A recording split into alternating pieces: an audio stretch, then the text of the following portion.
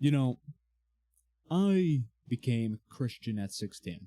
I've always been Christian throughout my whole life, but I'm talking about me kind of learning about it and really getting deep into it. If you ask me throughout my whole life, are you Christian? Do you believe in Jesus? I would say, of course I do. But I didn't really know much about the faith. I didn't really know much about what I was talking about. I just knew, well, Christians have like a cross and Jesus and like there's apostles and whatnot. But I started learning about it, and when I was a younger person, I wanted to get pussy. Much like a lot of you guys watching this probably wanted to get it, or do want to get it right now, in which case this video will help you out a lot. One thing I noticed a lot is that at the start, I always saw Christianity as a very restrictive religion. I always thought, I want a goon. I want to do this. I want to do that. I want to find a girl and have sex with her. I want to do all this different stuff. But it says I can't do that. So now I feel like I'm in a cage. I feel restricted. And this is the things I see people talk about all the time, whether it be in my Discord, or my comments, or just other people's videos, other people's comments. They're always talking about how they want to do things, but they feel caged in by Christianity. And at about 16 years old, I started learning about things, and I started learning deeper things about myself. I started to realize something very important, and that is the things I thought I wanted weren't what I wanted. And then I started really understanding what these Christian commands actually mean. They aren't necessarily restrictions. They're prescriptive. Prescriptions? Yeah. They aren't restrictions, they're prescriptions. And there's a big difference in those things. Because think about it like this, okay? If someone says, you cannot go do that, that's restrictive. If they say, you should not go do that, it's more of a prescriptive statement. That's more so in your best interest.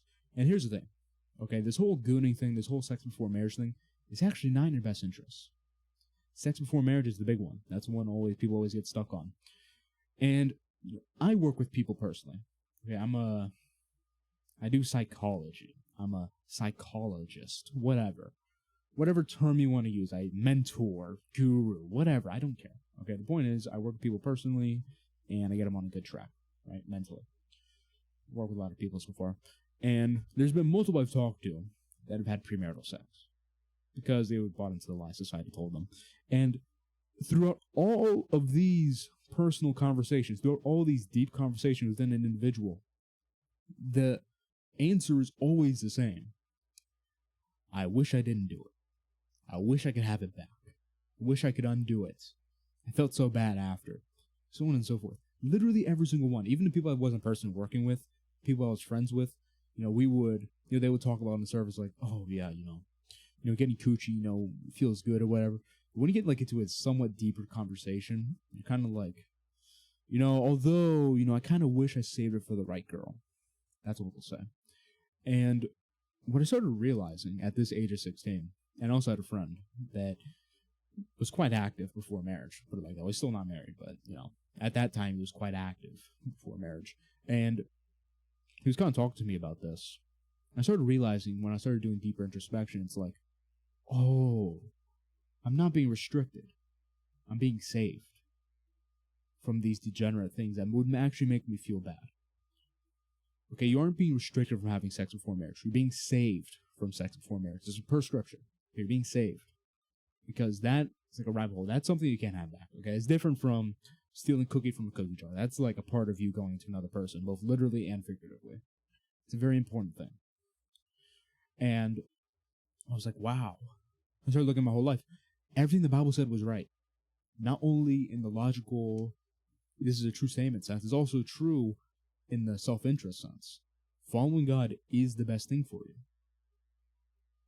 Don't worry, everything I say will be free, but I will suggest very heavily that you join my Discord because you can get one-on-one access with me. You can ask me a question on there. I will answer it in there as of now, at least. It's not too crazy yet. And you also gain access to uncensored information in Discord channel, which I cannot share on YouTube. There's also more general, broad information and niche information on different subjects that are not touched on in this video, most likely. Being said, find it in the description. Let's get back to the video.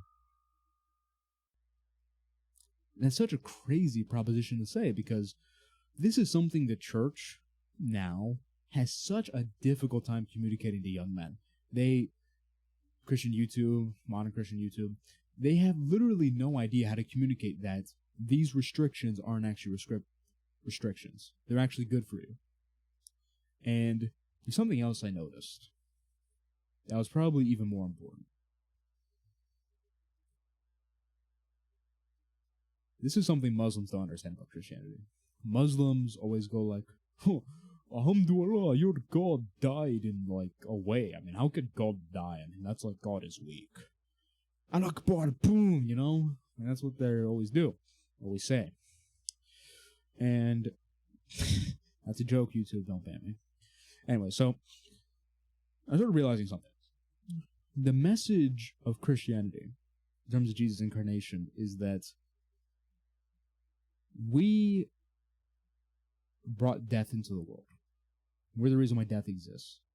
And God himself, right? We say, oh, well, you're God. You know, you don't understand how the world's like. I mean, how could you say that, you know, we should do these things? You know, you don't know how it is.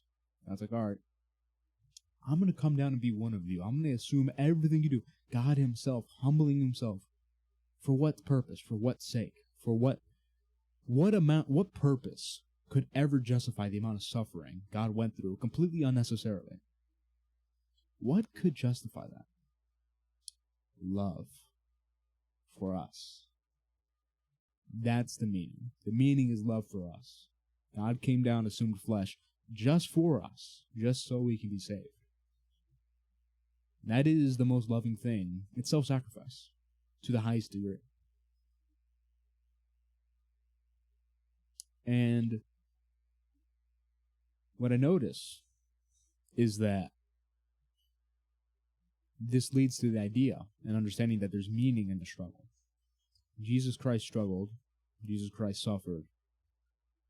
Not for the sake of suffering, but for the sake of showing us that he has suffered with us and showing us that there's meaning behind suffering and there's life after death. Because as humans, the animal nature is scared of nothing more than death. The animal nature would do anything to avoid death. But Jesus calls us beyond this by himself dying and rising, showing that this animalistic fear of death is actually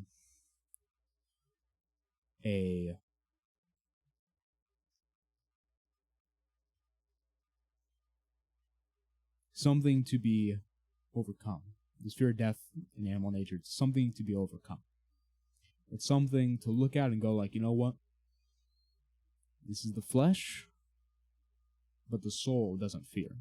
The soul believes. The soul has faith. And when I realized these things at about 16 years old, that's when my life really started to change. At first, it seemed like Christianity was going to ruin my life. I wasn't going to be able to have any fun. I wasn't going to be able to do anything. But then I noticed I wasn't being restricted. I was being saved. And that was a really positive thing for me.